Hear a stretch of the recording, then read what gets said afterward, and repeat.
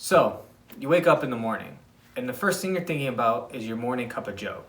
So you grab your coffee, just regular, however much you want, turn on your grinder, pour it in there, start your grinder, put it in whatever brewing mechanism you're using, and you have your cup of coffee. But generally, you're gonna dump a butt ton of cream and sugar in this thing. What if I told you there is a way to make a perfect cup of coffee at home? That way it's bright and vibrant and all the flavors pop out. You don't even need cream or sugar. This is lesson number 1. Welcome to lesson number 1.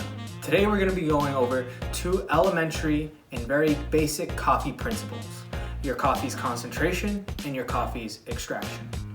Coffee concentration is all about the amount of coffee that water will be running through.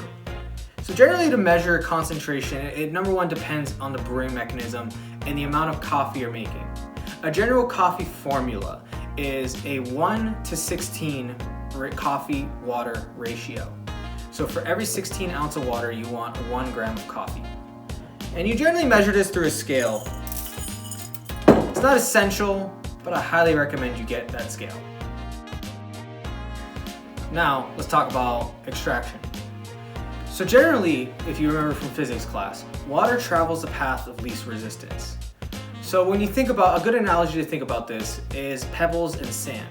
If I were to pour water through pebbles, generally the water is going to come out a lot quicker and it's going to have a lot less of a contact time with the pebbles. Versus I put water through sand, it's going to have a higher contact time and it's going to take out more of the sand. That's the same way coffee runs.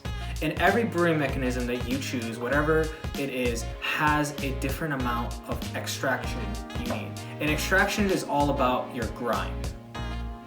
Your brewing mechanism is going to determine your grind.